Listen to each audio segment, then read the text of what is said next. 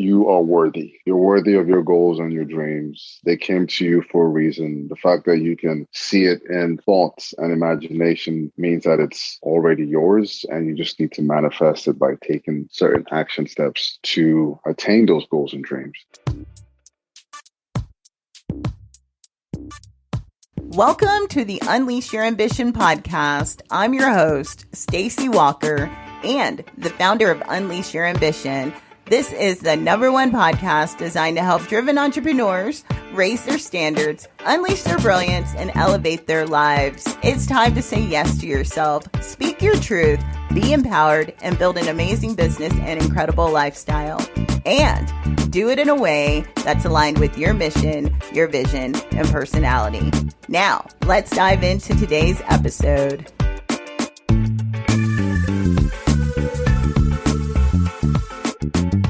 Hello, ambitious one, and welcome to the Unleash Your Ambition podcast. Just in case this is your first time joining me, my name is Stacie Walker. Hello. I'm so excited you're hanging out with me and my featured co-host for a little while. And my featured co-host for today's episode is Emeka Menakaya, and we're having a conversation about the power of ambition. Emeka is the host of the Hustler's Corner podcast, and he shares inspiring interviews and messages to help better the world. I was actually featured on Emeka's podcast a while back. I'll leave the link in the show notes. We had a conversation about leveraging the power of collaboration to achieve your goals. He is so insightful, and the conversations that we have are always great. It just made sense for him to be a guest on the podcast. After listening to today's episode, we would love to hear from you. You can text 720-759-2349, and you can say hi, ask a question, leave feedback about today's episode, or request a topic for a future episode. Again, that number is 720-759-2349. All right, grab your pen, your paper, and your favorite drink, and get the most out of this episode.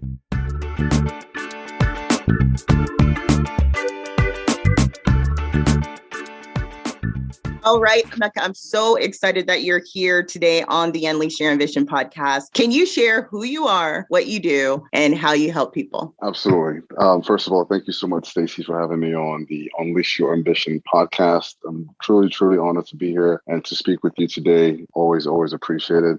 To the audience, my name is Emeka Menakaya, and I am an actor, entrepreneur, and a student of personal development. And I also host the Hustler's Corner podcast, and I am the author of The Hustler's Mindsets, a guide to help cultivate your mind and personal beliefs to achieve your goals and dreams. For me, I enjoy the creative process of life, and I have a deep desire to empower people by sharing what I have learned through my own personal journey and life experiences. Having been born and raised in Lagos, Nigeria, lived in the U.S. for 11 years, and now almost 10 years living in Canada. So that's who I am. Thank you so much for the amazing introduction. We're going to be talking about the power of ambition, and that's a broad topic. However, I know from your unique experiences and knowledge on this, like, where would you like to start with this topic? Oh man, you're right, Stacie. This is a very, very broad topic. I think for me, I'm just going to try to narrow it down to my journey from Nigeria up until where I am today. So I was born and raised in Lagos, Nigeria, to wonderful family, although in very, very harsh circumstances in Nigeria. For those who have lived in Nigeria or know some Nigerians, you can ask them hard.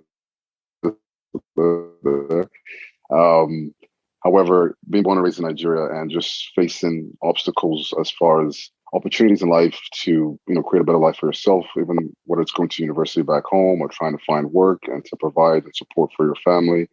Unfortunately, due to the way Nigeria is right now, and as far as the government, corruption, poverty, it just makes things much more difficult and hard.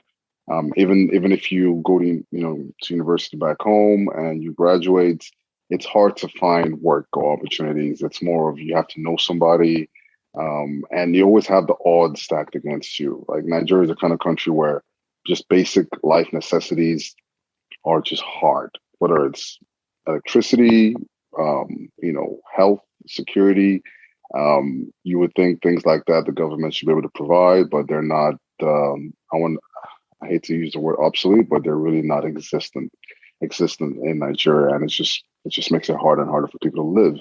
So for me, growing up, my brother and I, we had ambitions or plans to leave Nigeria for the U.S. and further our education there, university and stuff like that.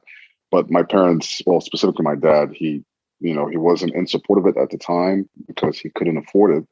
And at the time, we didn't really have a good relationship. We weren't really talking. So just trying to figure things out, whether it's how do we, first of all, get admission into an American university, before then looking at how do we get a visa, and then how do we, get there to America.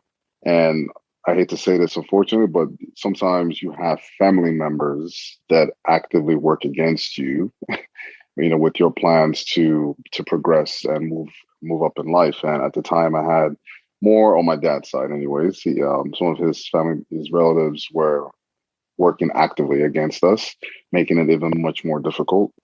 And on top of that, of course, my dad just he didn't have the money, so he wasn't even trying to hear anything about Nigeria, about the U.S. His first question is, "Who is going to pay for it?" So Yeah. there was just no funding at all, and the process of trying to finally, when we got the admission into the University of Texas at Arlington, it almost became as if whatever spell was on him, and I use the word spell because, like I said, we just did not have a good relationship. Whatever spell that was on him at the time sort of broke, and all of a sudden he became more open. Because he saw that, oh, my two sons, they have admission into university now. I need to move quick, or I need to get with the program. And because before he would always try to compare us with like his cousins who had kids in universities at the time, and we were not in school at the time, and it was just not hard. It was just a terrible moment in time, at least five years or something like that. So eventually, when we got the visas at the embassy, which was another nightmare, right now it's a much smoother process. I had to sleep at the embassy, I think 2 nights before I was able to get in to get my visa. And outside, you have army, military folks whipping you, beating you up to line up. You have to wake up at you'd be lining up as early as 5 in the morning, and the embassy's not even open till 9, just to make sure you're able to get into the embassy. But fast forward, we were able to get the visas, and then got to the U.S. and we didn't know how we were going to pay tuition. We didn't know how we were going to survive. I think we got to the U.S. with a little over $2,000, and that was it. And I didn't know how I was going to pay international tuition because that's what I was an international student at the time. So, you have at the same time you have certain family members. You hear the rumors, of what they say, and they're really waiting for you to fail so that they can be like, see, I told you, he was going to come here and be a liability. He was going to come here and, maybe, I don't know, get into gangs or whatever the stereotype are or was. So when I got to the US in 2002, myself and my brother, it was really, really hard. Culture shock, trying to figure out how to pay rent, trying to figure out how to pay tuition at the same time, remaining in a good visa status so you don't get into trouble with ICE or immigration and you don't get deported. So I was under a lot of stress, a lot of obstacles, and I actually developed high blood pressure at the age of 24, at a very young age. And unfortunately, instead of, maybe the doctor recommending maybe a change of diet, maybe certain lifestyle change, not that I was wilding out crazy, but they immediately put me on medication. And that's really the American drug medical system, right? They immediately put you on medication, Mm-hmm. or Yeah. immediately or immediately, get you to, pay surgery, which is out of pocket or whatever. And it's crazy. Medical care is insane in the States, even with Obamacare. But at the time, it was just a lot of obstacles. I didn't know how I was going to pay tuition. Like I literally every semester I had this gimmick that I would do where I would go to a new bank, get temporary checks after I open an account. I would wait until the last day to make a payment at the bursar's office that they accept payments. And I'll wait till like maybe 5:40 p.m. right before 5 o'clock, give them a temporary check. I knew I didn't have the money. I knew the check was going to bounce. But once they take that check, they can't drop you from your class, meaning you're going to be enrolled for the entire semester. So that was the gimmick that I would do. But even throughout the semester, I would have to find a way to pay my tuition and also have a third of the tuition ready for the next semester. So it was a process, or it was a system that wasn't sustainable. I knew I was going to fall out of status. I did eventually fall out of status. Thankfully, I was able to work with a lawyer who was able to help me get a work permit. And with time, I was able to get a green card and eventually pay my way through school. And I graduated, which was my goal. I graduated in 2010, 8 years after I got to the States. But I didn't even go. It's crazy. I didn't even go for my graduating ceremony. I just said, send me the diploma in the mail, because I felt like, man, all my mates had graduated years earlier. I just wanted to get this thing over with and accomplish my goal of attending an American university, which I did. So I think what fueled me during that time was just the fear of failing. I didn't want to give the naysayers, whether it was relatives, whether it was, whoever, the odds that were stacked against me and my brother. I didn't want to give anybody, the chance to be like, you see, I told you he couldn't do it, he couldn't make it. And I just had to dig deep. Like, it was just this hunger for more, this hunger to be successful. As an immigrant coming from Nigeria, like, Nigerians are very, very hard workers, and we're very, very talented, whether it's academia, whether it's, entertainment, music, arts, we're very talented individuals and very resilient. So it was, and I should also mention, I think the strength that I got from that, I got my strength from my mom, because she's always someone that I always looked up to. She always had my back, and she always worked hard. So I definitely followed in her footsteps, and I couldn't allow the doubters and the naysayers have anything on me. So I had to dig deep. I had to get very creative in a lot of different circumstances, whether it's working legally, illegally, on or off campus. Because as an international student, you're very restricted to how many hours you can work on campus. So we're just dealing with no money, dealing with culture shock, trying to just survive. And then my mom came over the year after we got there. Ended up having to take care of her, and then a few years later, I have a younger brother who moved from Nigeria when we were still settling, but a little more settled. We were able to bring him over. He is now a pharmacist working in Texas, and just that desire to not fail or give the naysayers, the green light or the opportunity to say, see, he couldn't do it. That just pushed us and really drove us to be very creative in what we did. We definitely had to believe in ourselves, definitely believe in God, put God first above everything else, and just had to dig deep and find that strength within, that power. And it took a lot of, hoops and hurdles and just becoming, and I think shortly during that period was when I started like my own personal development journey, and just trying to understand myself, what my strengths are, what my weaknesses are, thought process, mindset, and left the US in 2013, moved to Toronto, Canada, 10 years later. Doing well. I have a business I started with my brother back in the States. It's a clothing line, a fashion brand, a Gamma label. Started a podcast, and I started an acting career. Started pursuing acting as a career about 4 or 5 years ago. And I've been fortunate enough to have booked some work, a full union, and going for auditions all the time. So it's just really grateful. You could have easily given up, but you stuck to your vision, and you trusted yourself and God that you would figure out a way, or a way would be presented to you in whatever way. And I think that's very incredible. This is a fine example of you being able to persevere and do things that are according to your vision. And I know that the naysayers and unfortunately, there's people in our families that will work against us, but you didn't let that get to you.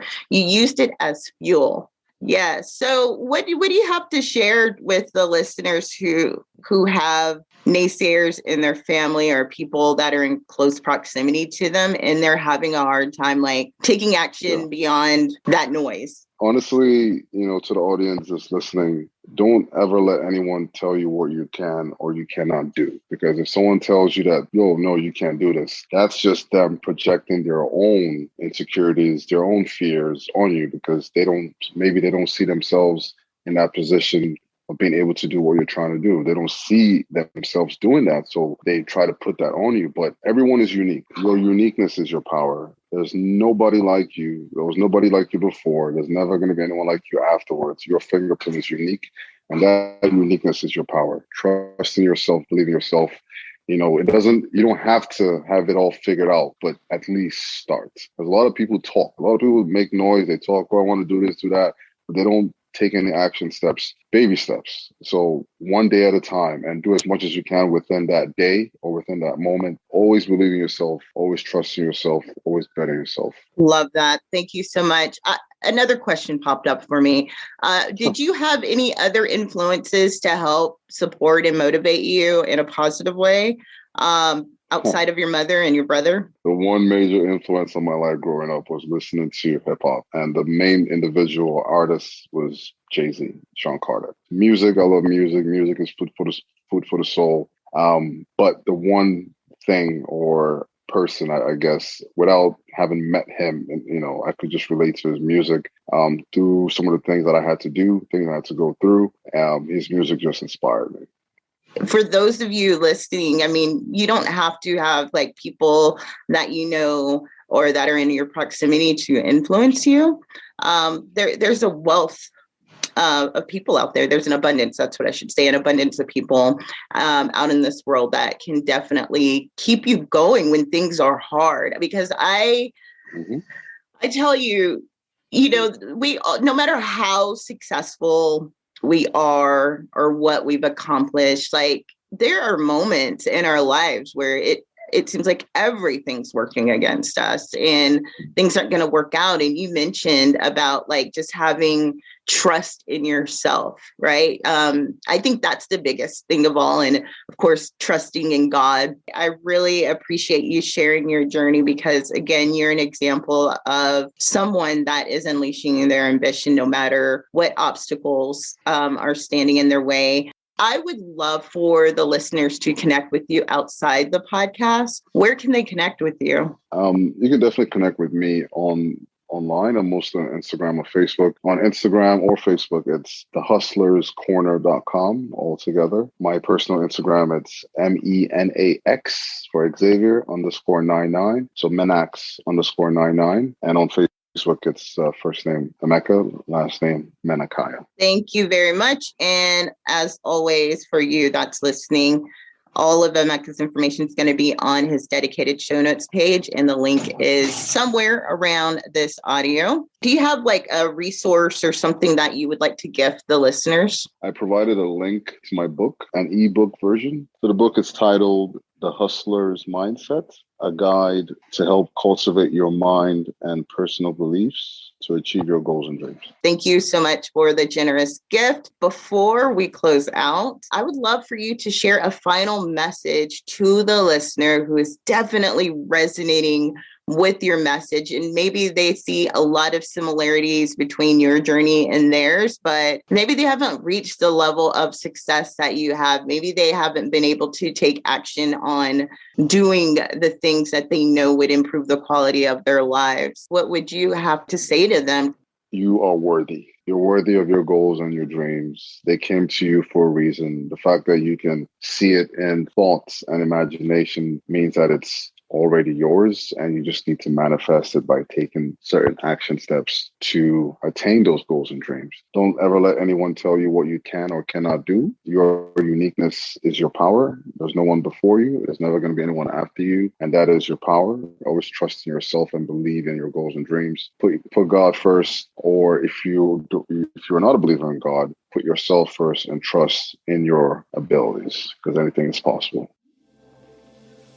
Imagine being able to transform the way you grow your coaching or consulting business without sacrificing your health, your sanity, or quality time with your loved ones. You can share your work in a way that feels good and is aligned with your mission, vision, and personality. And when you infuse this with a streamlined marketing and sales process that can do most of the heavy lifting, that's when consistent cash flow months become the new normal. If that's what you want to experience, but you don't know where to start, then the Six Figure Foundation Workshop is the most authentic path to getting the results you want. Inside the Six Figure Foundation Workshop, we'll work together for 4 weeks to create an effective marketing and sales process to enroll the best fit clients or customers into your offer. And if you don't have a compelling offer that actually sells, then I can help you with that too. For more details about the Six Figure Foundation Workshop, go to unleashyourambition.com/workshop. Again, that is unleashyourambition.com/workshop.